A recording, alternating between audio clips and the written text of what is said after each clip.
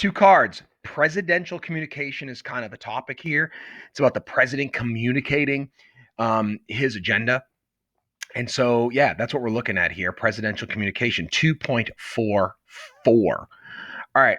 Once you get that, we're going to flip over to the back. So you might want to pause it real quick because I'm going that direction. All right, here we go. All right. So, again, this is all about the expansion of presidential power. And a lot of the expansion of presidential power doesn't come from expansion of formal powers because they weren't. They're still what is in the Constitution.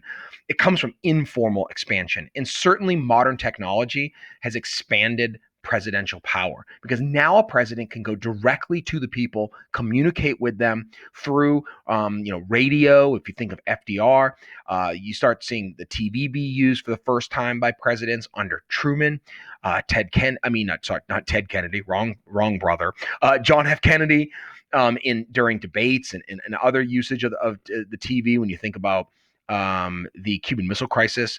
And then, of course, in modern times, the State of the Union address, which we'll have a card on in a second. And now when we look at in the last more immediate modern times with technology, we see social media.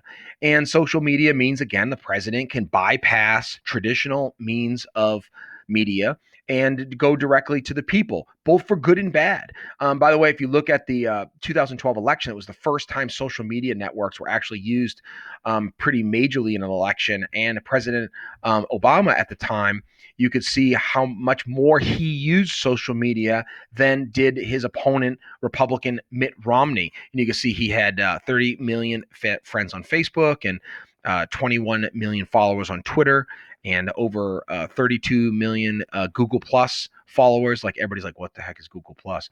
Yeah, exactly. And then Romney didn't have many at all. Of course, Trump has taken that to another level in terms of Twitter. And, much to the chagrin of both people that don't like Trump and like Trump, oftentimes his Twitter has just become a point of inflammatory controversy, actually. But still, it can be an effective means of communicating with people. What it really allows is for a president to rapidly respond to political issues. So they're able to, again, make a comment on social media or with an interview on a TV station or a program and rapidly respond to political issues compared to think of the 19th century, maybe it would get printed in a newspaper and then maybe a few people would see it. Now with video and YouTube and other things, you can really respond quite quickly. All right. That also leads into another important piece of presidential communication, which actually is a formal power, and that is what is known as the State of the Union address. The State of the Union. So this is a formal power, but technology has changed what this looks like. 2.45.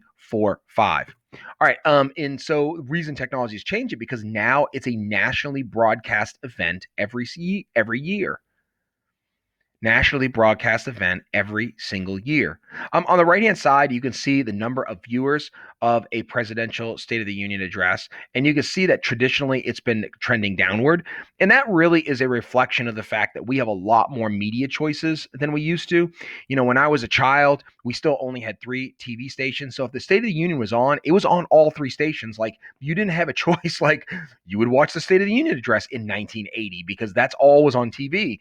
But as we get into more modern times and people spend more times on things like Netflix or Amazon Prime, YouTube, now all of a sudden, you don't have to watch the State of the Union if you don't want to. So notice the numbers have trended downward from Clinton to Bush to Obama to Trump. Now, what you do notice is when in the term, most of the time is the highest viewing. And most of the time, the first State of the Union has the highest viewership, and then it trends downward after that for each president. So we have kind of an optimism. We're kind of curious about this new president. So we watch it early in the term. By the way, usually a president's ability to get an agenda passed is usually early. And then as the term goes on, it wanes and the president loses power. People are kind of tired of them, just want to see him go away. And that's true of all presidents, really. It's in January of each year. Sometimes it's February. I think this a couple years ago it was in February. So, but usually it's January at the end of the month. And it is an example of the use of the bully pulpit. Again, that term that Teddy Roosevelt came up with, that the president is going to speak and bully bully, as they used to say 100 years ago. Like, that is bully, like it's awesome, it's great, it's big. And then the pulpit, meaning like almost like a preacher. And here you see Teddy Roosevelt on the back of a train giving a speech, and then and then I have like the funny picture of Trump on the side, because the bully pulpit now might as much be Twitter as it is anything else. And what they do at the State of the Union address is they set a policy agenda. And that policy agenda is the recommendation of laws. They spell out the recommendation of laws. And just remember, a policy agenda means like a list of programs and ideas that they want to get done. A list of programs and ideas that they want to get done. One of the things that happens at the State of the Union now, and this is part of the really the tradition of the State of the Union. It started under Ronald Reagan, and that is to highlight average Americans who have done great things. And so presidents have used this to tell a story about their policies, and really whether it's Reagan and Bush, Clinton, Bush, Obama, Trump, they all do this, and it's part, and sometimes like it's the best part of the State of the Union, and maybe the most nonpartisan part, because you get to hear about somebody who in the military or some citizen who did something for civil rights or education or teachers or whatever, and it's kind of the best part. So that's part of the process. It started with, I call them presidential shoutouts.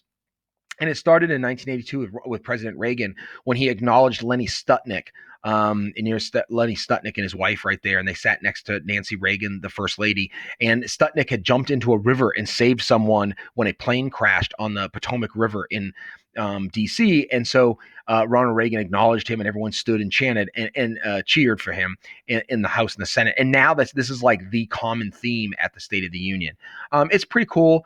You can find presidential shoutouts on here. And if we do this lesson in class, I'll actually show you videos of it. But right now, this lesson is done. That's presidential communication. Thank you. Study.